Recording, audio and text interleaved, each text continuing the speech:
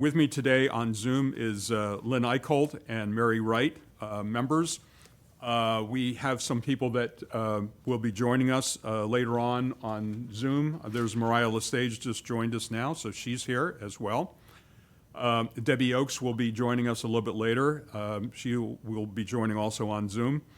With us today also is George Meservey, Director of Planning and Community Development, Elizabeth Jenkins, who's Assistant Director of Planning and Community Development, and Karen Sharpless, Administrative Assistant. So first item on the agenda is public comment. I don't see anyone in the audience. Do we have anyone with their hand up, Peggy? No hands raised. Okay, thank you very much. George, do we have anything in communications? Nothing since the agenda went out. Okay, fine. Third item on the agenda is the comprehensive plan update. George, will you give us a update? Yeah, John, it had been my intention to have a draft plan in your hand prior to the long snowy weekend, so you could have gotten some cocoa and sat all weekend and just taken it in.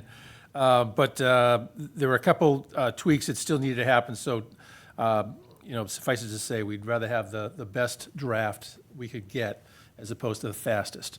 So that said, everything is with the consultant. They are producing the plan as we speak, and I have seen the next draft. I think the board will like it. I think the presentation and the addition of graphics and art actually really enhances the reader's assimilation of the issues we're talking about. So I think it's going to be a really good presentation when we're done. But as soon as I have it, I will let you all know. I'm going to make a hard copy for all planning board members because I believe this is the copy you will take with you for the next couple months right to the town meeting. Great. Thank you very much, George. Appreciate it.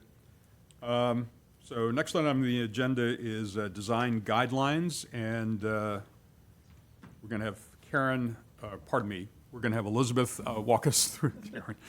We're going to have Elizabeth walk us through a discussion of the Building Types Guidebook project and the 2017 design guidelines. Thanks. Sure.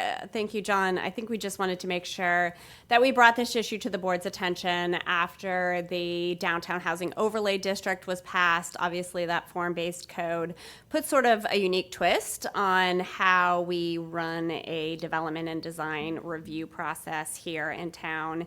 And we obviously have an established process, both a set of adopted design guidelines, which I believe George put in your packet, that were passed a couple of years ago, as well as sort of a architectural review committee framework that is driven by a bylaw. So I think we want to make sure that you and the public know that we are taking a close look at both the standards that were adopted as well as the process that we use for design review to make sure that it works cohesively with the new bylaw. And one of the things that we'd like to do, I think especially in response to I think what we knew from the very beginning that I think, that making sure design is prioritized in our process, that it matters to people how it looks and that it looks in a way that feels authentic to Orleans.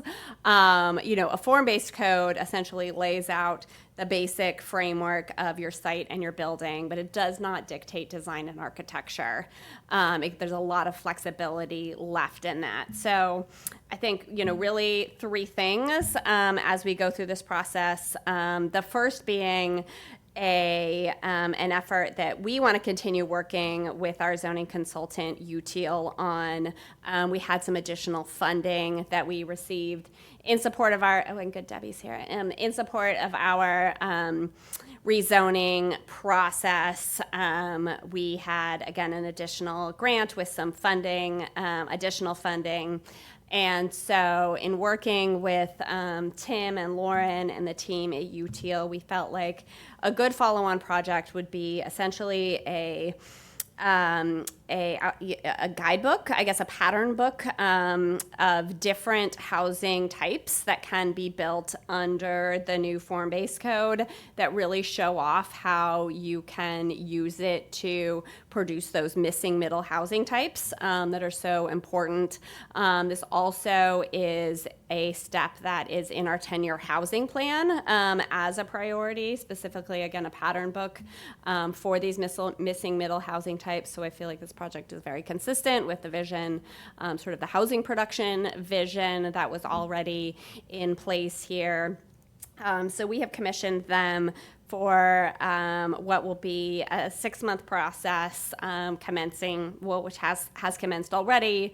Again, to look at different housing typologies that are consistent with Orleans and our existing and historic development patterns, and to essentially produce almost examples that the development community can use, again, of different housing types that can be built under the Elizabeth, is this going to be a little bit like a design guidelines booklet for the overlay district?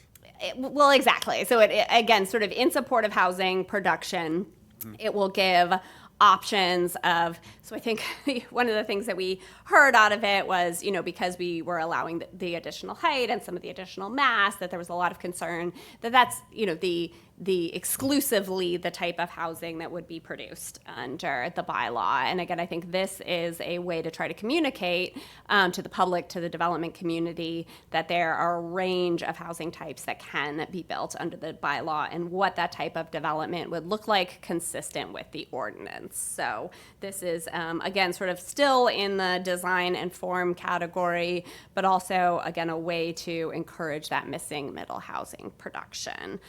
We do have, again, 2 planning board meetings built into this review process where Tim and Lauren will be available to you to look at the draft guide and provide feedback. And we're expecting that to happen later on in the process around the May and June timeframe. I see, that'd be good, because that'll fall in probably after town meeting, because between now and then is comp plan and some other things at that point, so that'll be good timing. Yeah. Great. John, if I may, I think Please. it's really important that we develop these building typologies and types, because there is a variety of lot sizes, and as Elizabeth said, a few of the reactions we've heard to the bylaw are that we're only going to see very large development, very large buildings, and there are some possible large buildings on large lots in town, but boy, there are dozens and dozens of lots smaller than 1 acre. There are many lots that are conducive to 7 to 9 housing units, and I think it's kind of hard for people to conceive what actually happens on that size lot. So I think if we provide it based on sort of the vernacular that exists out there in the real world, so there's some continuity and some character building, not sameness, but within the flexibility we have, I think we do ourselves a good service to kind of help prime the pump for the development community, so they kind of see what is possible. So not to oversimplify it, but it's like small, medium, and large. Right. Here are the ways you can go under the new overlay district. And there's a best fit depending on what your lot is and the configuration and other constraints you might have. That would be a good guide. So I think some of our concern is that some of the visuals we had in the prior meetings were showing the large and not really explaining some of the variety that you can get under the ordinance. So that is number one. The second one is really looking at those design guidelines that the planning board adopted. And we have had this conversation, George and I have, with Tim and Lauren. We feel like those are still that's still a very, very solid document, but it might be a good exercise to go through and look at where some revisions need to be made in terms of, and in my opinion, and after my review, probably just some of the more quantitative standards that are in there that don't match up. I really feel like the remainder of the standards remain very, very relevant, and I think with a minor refresh, we could continue to, again, not have to revisit that entire process, but still have a very solid design guidelines document. So for our just review. as a question there, would it make sense that after after the 6 months period where they do their typology guidebook, would it make sense for that to fold into a revision of our entire Orleans design guidelines, where you sort of refresh that, to use your term, refresh the thing with the new overlay district in there? I think that is brilliant, sort of putting those together, refreshing, readopting them into one set of standards and suggestions going forward. Any comments, questions from the board?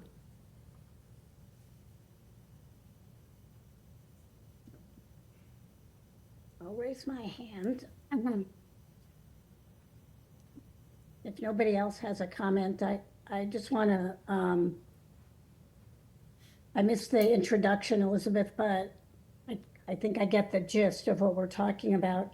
And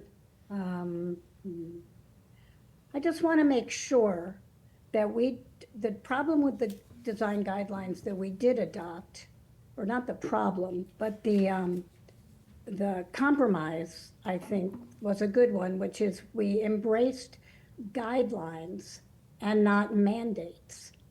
And with the form-based code, I'm really concerned that we've moved into mandates and that we're mandating things that we did not get clear illustrations of.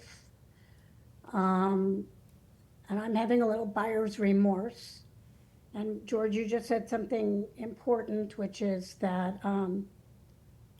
we have guidelines and standards that we don't want everything to be the same. And these Cape Cod Commission-based guidelines, which we started with when we did the guidelines, ours were adopted in 2019, I believe, and I thought the document you sent was dated 2017. But one of the things we tried to put in there was the idea that we are not looking for cookie cutter, that we are looking for some creativity, that good design is what's essential, and not a particular look. And over the years since 2017, when the Cape Cod Commission did their guidelines, we see all over the Cape lots of development that matches those guidelines, and it's frankly not very attractive or interesting or appealing in a lot of cases. And I just don't want us to be backed into a corner with getting some cookbook from people who frankly don't know the town, who missed some really important things in the final report. And if we're going to integrate it all and end up with this massive requirement thing, I don't feel comfortable with that. That's not what I want to see. So I don't know how that, I'm just going to state my concerns up front. Debbie, thank you for your comments. I'm sure it's going to be a process for us as we go through it, especially during the summer, May, June, July timeframe, where we can see how these things may come together and what they might look like. But I share your concern about cookie cutter, and nobody wants early industrial poverty design or early industrial design. Nobody wants that. We want things to look like Orleans and to yet also take advantage of the opportunities by the overlay district. So, as we go through, as we did with form-based design code over the previous 6 to 9 months going into November, we evolved into that, and we certainly, I think, are going to evolve into this and get it right. So we have work to do for sure, and but I do share your concern about that. Other comments? Can I make one comment in response Please, to that, Elizabeth. John? I mean, I absolutely hear Debbie, and we've had this conversation a number of times, and I almost think about it from the opposite perspective. Is I feel like what we are trying to protect ourselves from in these guidelines is not creativity and originality in design, but it is the generic, monotonous, typical Anywhere USA style design that we are trying to protect ourselves. So I think if we get this right, and again, we can tweak it to allow the sort of inclusion of creativity that Debbie is talking about, that's going in the right direction. But I see this as a protection against the generic, not to encourage the generic. Appreciate that. And I think, whatever final product we optimist. produce, I hope will be a hybrid of all of that. And again, I think the third part in this is we do have a development and design review process here in town that has that human component. And I think as George and I continue to dialogue with that group that is in charge of that, we are able to allow some of this flexibility and creativity in the process as well. Thank you. Other comments from the board? If not, Elizabeth, you have anything else on this, or that's it for today?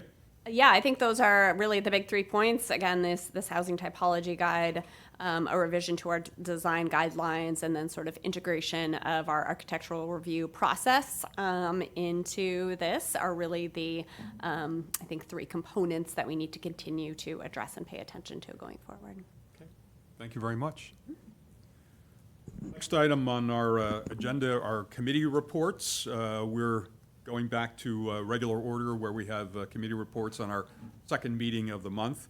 John, just a point of order. George, please. I did leave out, since we had pulled the Traffic Bikeways Advisory Committee report from the last meeting, so that should be on there. I don't think it would be trouble if that was reported on today, if Mariah still wants to give her report.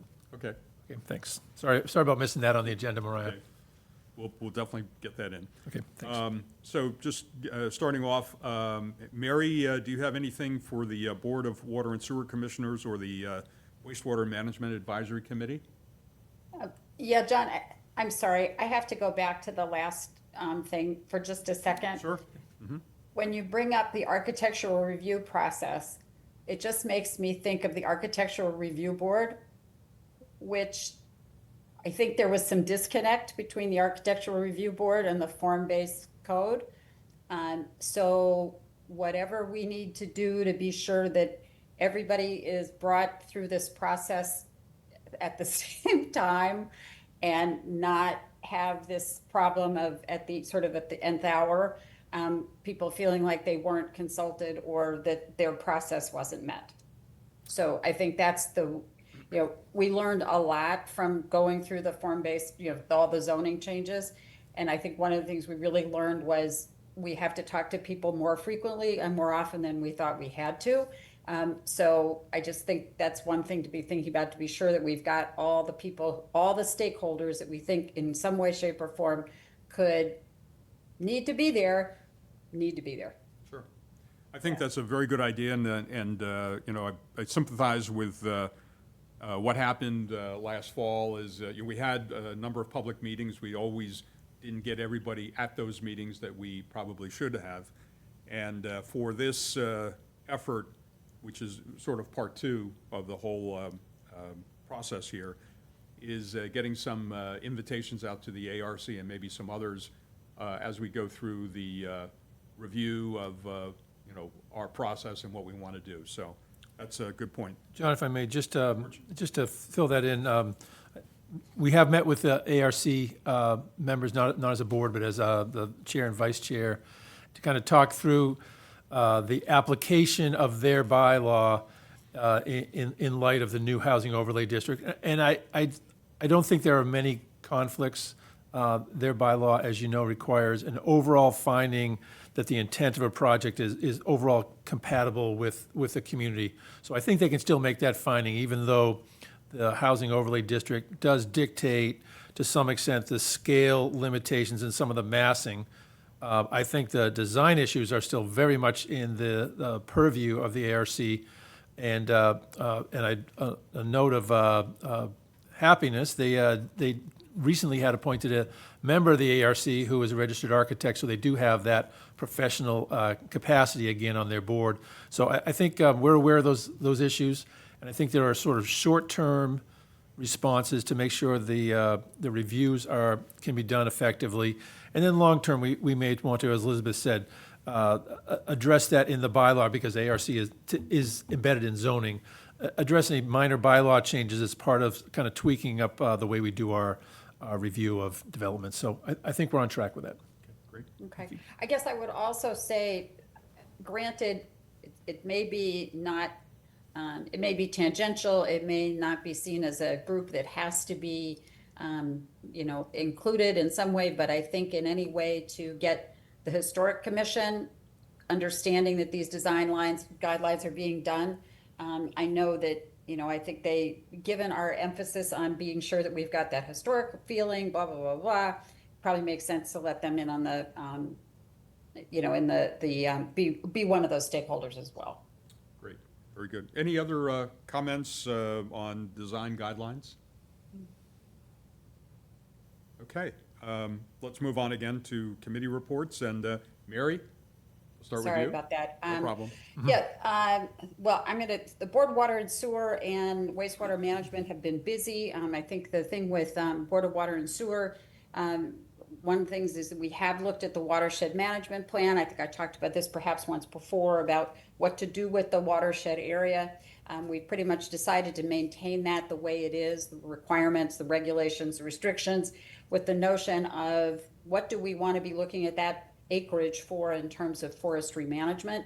That's a slightly different piece, and we'll be looking at that over the next year to figure out what kind of, is there something else we want to do? Because we also believe there's some grant funding to be able to look at that.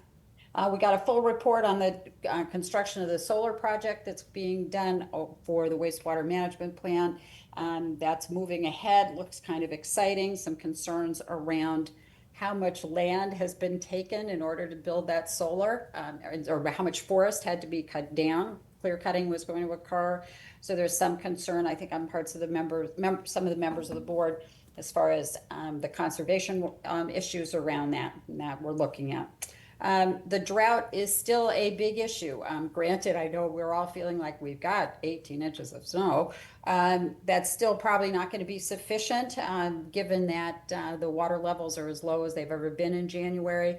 So we will be looking at having a pretty substantial drought and other water-related PR campaigns starting in the spring and going through the year. We're exploring what we can do around both water and then issues around fertilizers. So that will be coming. We're also looking at how we can work with the county on that, which I think will give us a little broader distribution of the communications, which should be more effective, we hope. We're also being very, very proactive for this calendar year to figure out what the goals and objectives for the commission, or Board of Water and Sewer Commissions, really is. And I think we're in the process of thinking about that to be sure that we're covering all the pieces that need to be covered. There's a lot to be done in terms of infrastructure as well as communication. So we are really trying to figure out how to be proactive in being sure that we understand what's going on in the water and sewer departments, and being sure that all the issues that are going to come up, we have some idea of what to do and be able to be ready for town meeting. So that's water and sewer. Mill Pond, for the Board of Water and Sewer Commissioners, Mill Pond, the meeting on Mill Pond and the project that we've had for this year, to look at what are the short-term solutions, or not solutions, but I guess mitigation for Mill Pond. As we know, Mill Pond is not in good shape. We've got the same nitrogen problem, but it is not scheduled to have anything with sewers for a number of years. So we've spent the last however many months it's been, George, it seems it's been a long time, looking at a variety of options by our consultants to come up with what the solutions could be. We've come up with 3. The most interesting thing, I think, was of having this meeting with residents and the community on the solutions for Mill Pond. We certainly had a lot of interest from a number of folks around what could be done, and I think it's going to make for an interesting conversation when we make that presentation to the select board, and then whatever further things we have to do for town meeting. So exciting times, the Board of Water and Sewer Commission, and also wastewater management. I will say that we're moving along with the sewers. Certainly phase 1, we've got almost all the connections done there. Phase 2, we are on our way. And phase 3, we are looking to be able to start thinking about bidding out that project in the next couple of months. So exciting times. Great. Wow. Thank you, Mary, appreciate that. Mariah, transportation and bikeways? Yes. Hi, and our cat has joined this meeting. So, so yes, I attended the meeting. It was a couple weeks ago now, so some of the information I have may not be entirely current.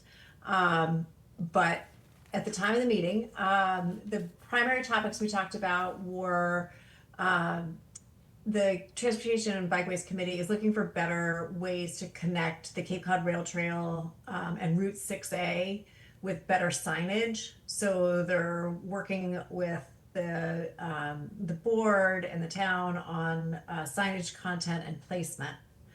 One of the other big topics that occupied a lot of the discussion was about the Beach Road bike lane and the rework to allow for a bike lane there. And this is the piece that might be slightly out of date, which is that they're working on a date for a Beach Road community meeting where VHB, who is the contractor who's doing the road study, is to share the findings from that study. And that will help inform the proposed designs for adding a potential bike lane to create better connectivity between East Orleans and Nauset Beach.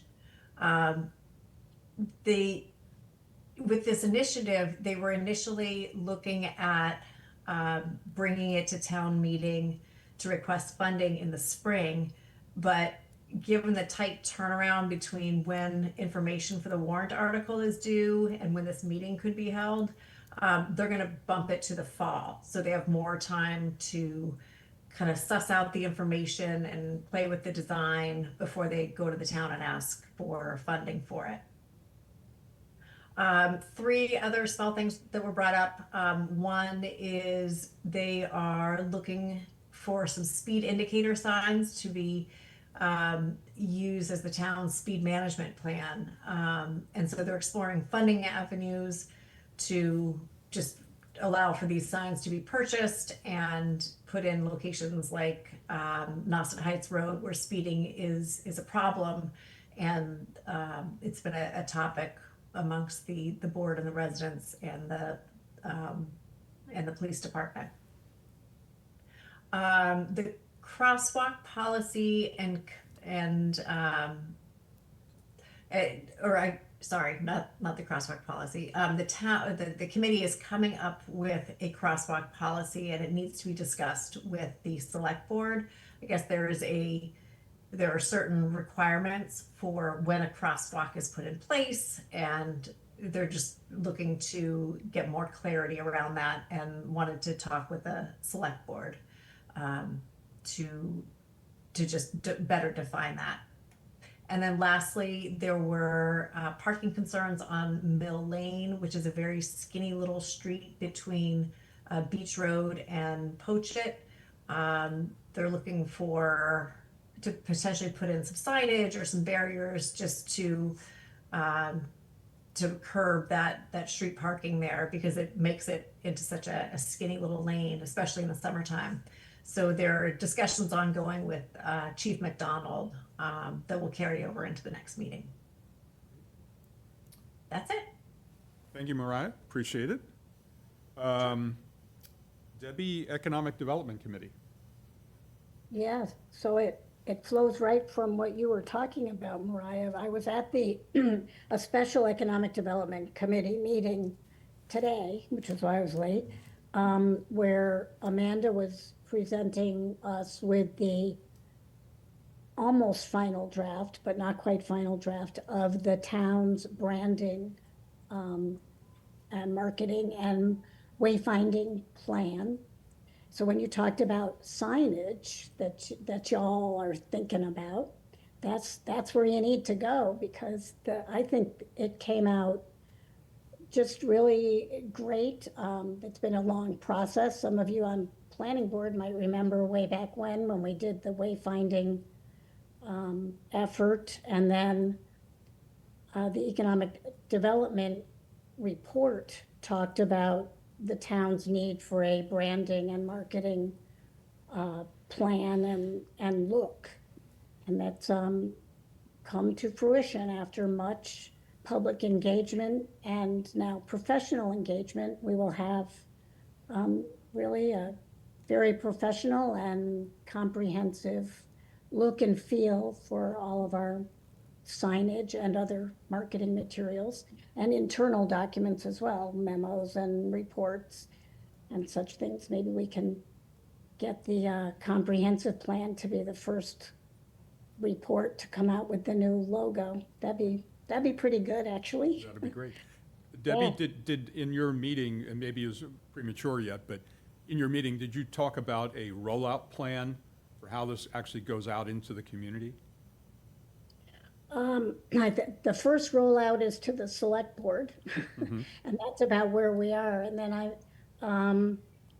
think Amanda said that she's actually gonna start using the new logo and on social media, and she's about to start a revamp of the website, so it's gonna show up there as well.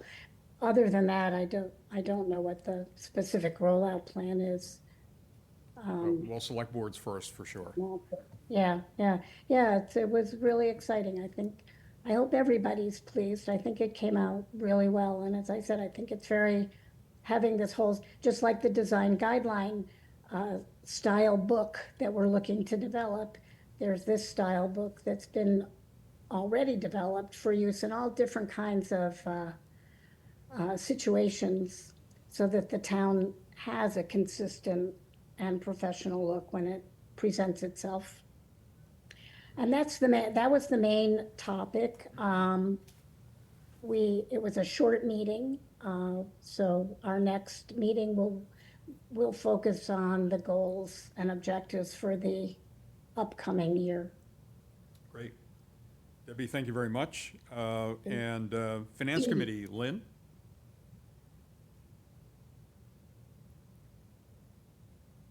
Yeah, the Finance Committee is getting ready to start their review process of the budget. And mainly they talked about what that process is going to be. And they had the first meeting with the finance director. They hadn't really had a meeting with him before and asked a few questions about pieces of the budget.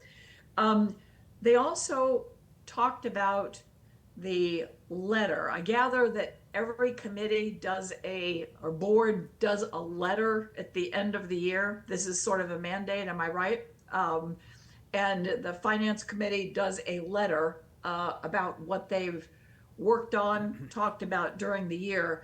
And there was I guess, sort of a yin and yang on the committee about, well, this is just kind of a pro forma thing that every committee does. It's not a big deal.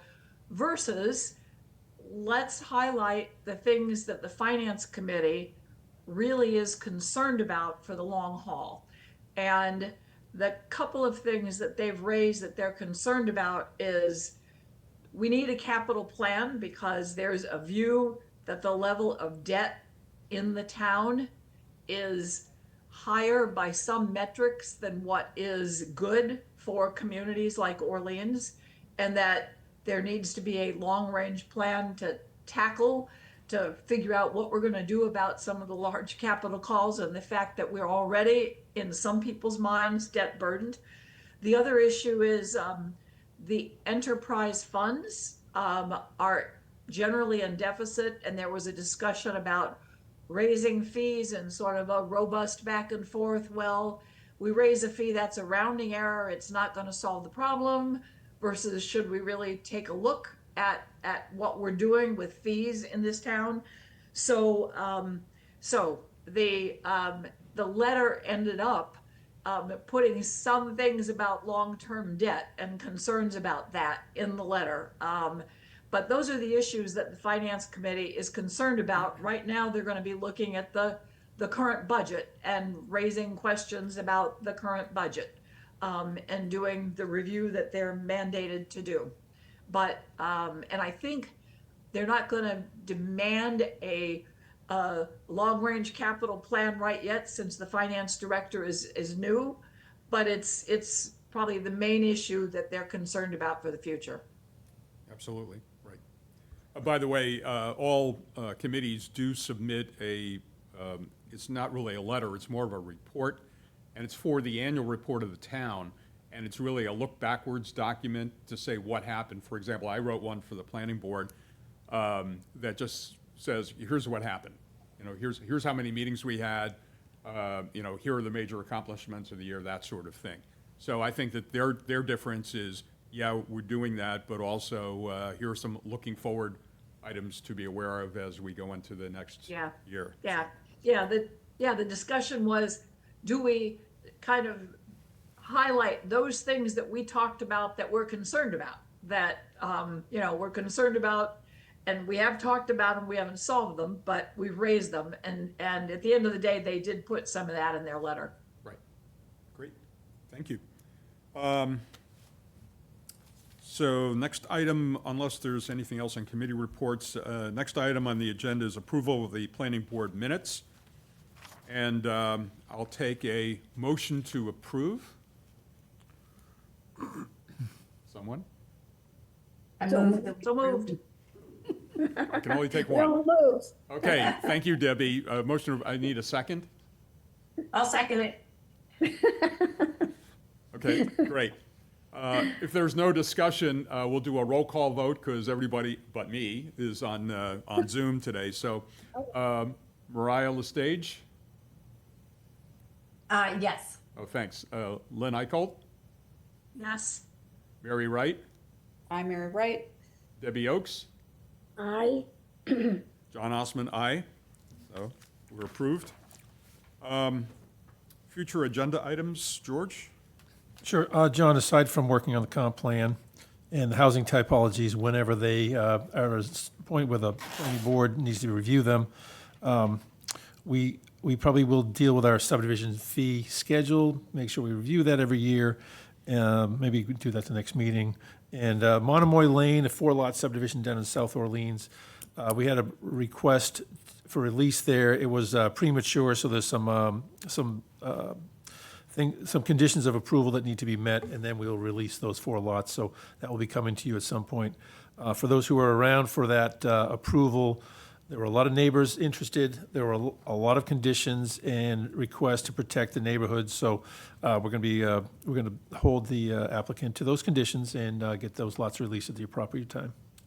Excellent. That's Good. it. So one question about future agenda items is that with the fact that we haven't had a chance to review the final comp plan, and in theory, that's within the next couple of days of getting that, Right.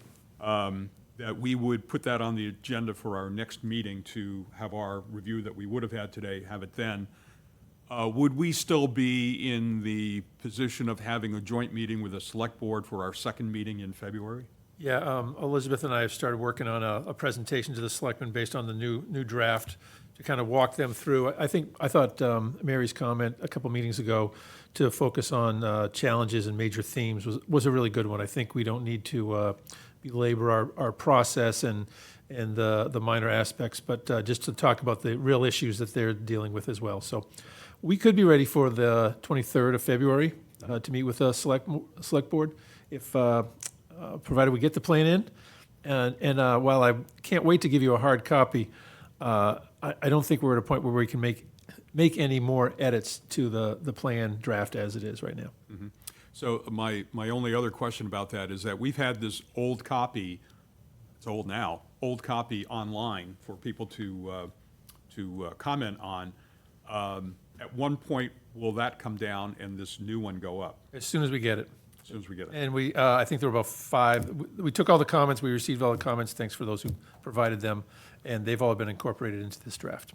Okay, excellent. If nothing else, if anyone has anything else, I'll take that now. Otherwise, I'll take a motion to adjourn.